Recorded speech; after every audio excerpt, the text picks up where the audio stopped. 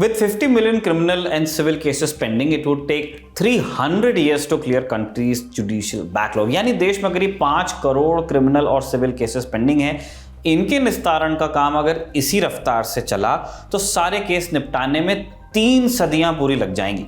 ये एक सब हेडिंग है 13 जनवरी 2024 को द न्यूयॉर्क टाइम्स में छपे एक आर्टिकल की। आर्टिकल में जिक्र है 1997 की एक घटना का।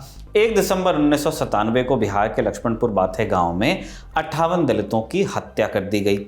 न्यूयॉर्क टाइम्स ने अब जनवरी 2024 में 26 साल पुरानी उस घटना का रेफरेंस लेते हुए एक स्टोरी की। इसके लिए उन्होंने लक्ष्मणपुर बाथे गांव के रहने वाले कमलेश पासवान से बात की। कमलेश ने बताया कि वो उस हत्याकांड के साक्षी हैं। बताया कि उस वारदात के अगले ही रोज पुलिस ने एफआईआर दर्ज की थी, लेकिन 26 साल बाद भी गांव के लोगों को न्याय नहीं मिला। अब आप सोच रहे होंगे कि एनवाईटी में जनवरी 2024 में छपी इस रिपोर्ट का जिक्र हम जून 2024 में क्यों कर रहे हैं। असल में देश के कानून मंत्री अर्जुन राम मेघवाल ने मीडिया से बात करते हुए 11 जून को बताया कि वो नेशनल लिटिगेशन पॉलिसी पर काम कर रहे हैं। नेशनल लिटिगेशन पॉलिसी यानी नेशनल लेवल पर मुकदमे से जुड़ी एक नीति। कानून मंत्री का कहना है कि इससे देश में केसेस की पेंडेंसी कम होगी, यानी जो केसेस लंबित हैं उनकी संख्या में गिरावट होगी। साथ ही नई नीति के जरिए ऐसी कोशिश भी की जाएगी कि लोग जुडिशियल प्रोसेस के महंगे खर्च से बच सकें, कोर्ट कचहरी का खर्च कम हो। अभी इस पॉलिसी का ड्राफ्ट है नहीं, हमारे पास आया नहीं है, वो आएगा तो और स्पष्ट जानकारियां मिल जाएंगी। लेकिन ये बात तो सही है ही कि देश की कानूनी प्रक्रिया को आम लोगों के लिए सरल बनाने की बहुत ज़रूरत है। क्या आप ये जानते हैं कि भारत की अदालतों में कितने केसेस पेंडिंग हैं? क्या आप ये जानते हैं कि लंबे समय तक केस पेंडिंग रहने से कितने लोग बिना सज़ा के जेलों में बंद हैं?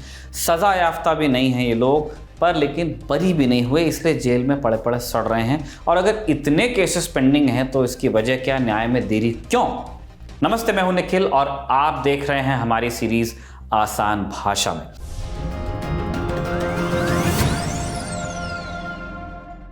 आज के एपिसोड में जानेंगे इन सभी सवालों के जवाब। सबसे पहले जानिए देश में पेंडिंग केसेस का हाल क्या है।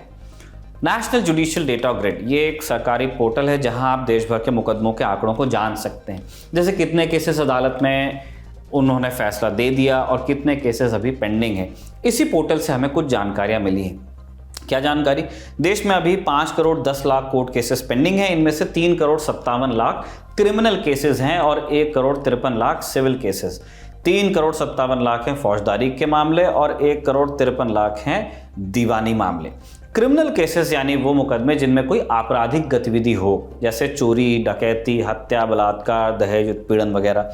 सिविल केसेस वो होते हैं दीवानी के मुकदमे जिसमें 2 पक्षों के बीच विवाद होता है, प्रॉपर्टी का, जमीन का, इस तरह के मामले। अब जरा क्रिमिनल केसेस के आंकड़ों को और डिटेल में आप समझिए। कुल 3 करोड़ 57 लाख क्रिमिनल केसेस हैं। इनमें से 1 करोड़ 8 लाख केस ऐसे हैं जो 1 साल से भी कम समय से लंबित हैं। इनको हम कह सकते हैं नए केसेस। करीब 88 लाख केस ऐसे हैं जिन्हें अदालतों में 1 से लेकर 3 साल तक का समय बीत चुका है, यानी ठीक ठाक टाइम हो गया है।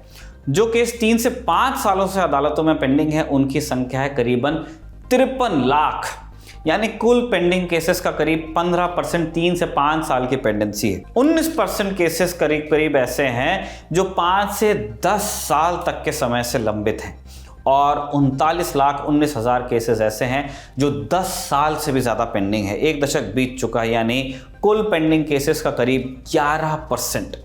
राज्यवार देखिए आप, राज्यों में सबसे खराब रिकॉर्ड उत्तर प्रदेश का है जहां सबसे ज़्यादा 1 करोड़ 17 लाख मुकदमे पेंडिंग है। 98 लाख इनमें से क्रिमिनल केसेस हैं।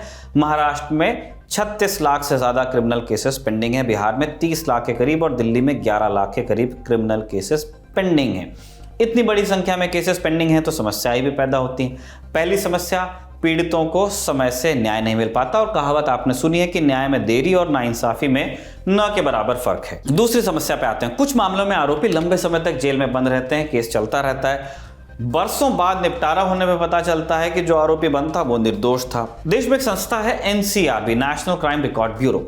ये संस्था देश में क्राइम से जुड़े आंकड़ों पर रिपोर्ट बनाती रहती है। इसकी एक रिपोर्ट है प्रिजनर्स स्टैटिस्टिक्स इंडिया रिपोर्ट 2022। इसके मुताबिक देश भर की जेलों में बंद कैदियों में 75% कैदी अंडर ट्रायल हैं।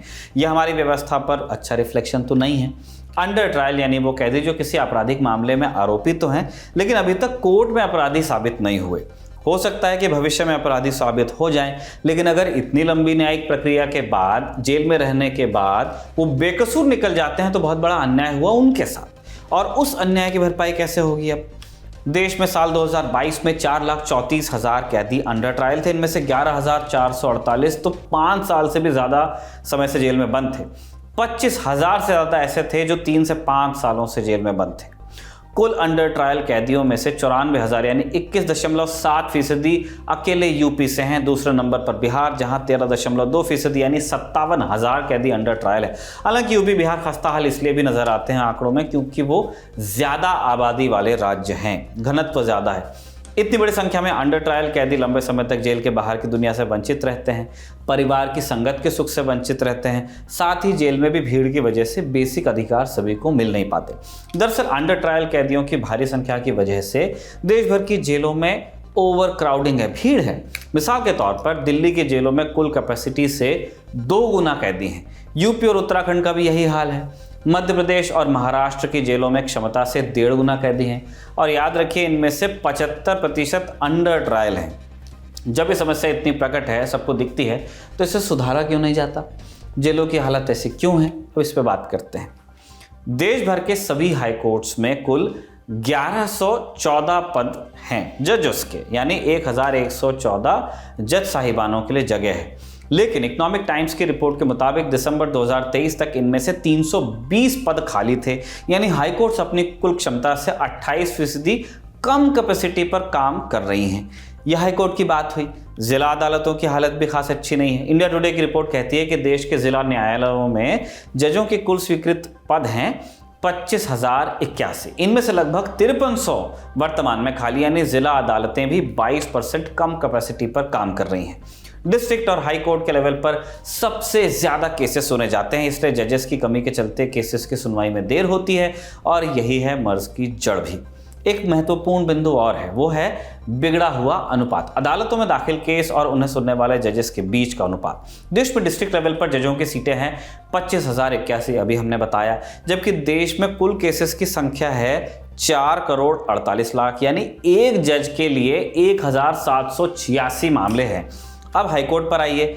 इलाहाबाद हाईकोर्ट में कुल 10,73,000 केसेस लंबित हैं। इनमें 5 लाख से ज्यादा क्रिमिनल केस, लेकिन इस हाईकोर्ट में कुल स्वीकृत पद सिर्फ 160 हैं और 24 मार्च 2023 को पीआईबी के नोटिफिकेशन के मुताबिक यहां सिर्फ 103 जजेस ही काम कर रहे हैं, यानी एक जज पर 9,708 केस है हाईकोर्ट लेवल के। सुप्रीम कोर्ट में आइए आप, यहां 83,173 केसेस लंबित हैं और जजेस कितने हैं? 34, यानी एक जज पर 2,446 केसेस, यानी एक जज पर इतने सारे केसेस हैं कि इनकी सुनवाई लगभग असंभव है ह्यूमनली। और आप हाई कोर्ट्स और सुप्रीम कोर्ट के लेवल पे देखेंगे कि एक से ज़्यादा जजेस की पीठ भी बैठती है, यानी ऐसा ज़रूरी नहीं है कि एक जज को एवरेज पे उतने ही केसेस सुनने हैं। एक ज़रूरी बात और है जिसका जिक्र चीफ जस्टिस डीवाई चंद्रचूड़ भी कर चुके हैं, वो है जुडिशियल कैंपस में इंफ्रास्ट्रक्चर की कमी, यानी कोर्ट प्रेमाइसेस में टॉयलेट्स और चेंबर जैसी मूलभूत सुविधाओं की कमी।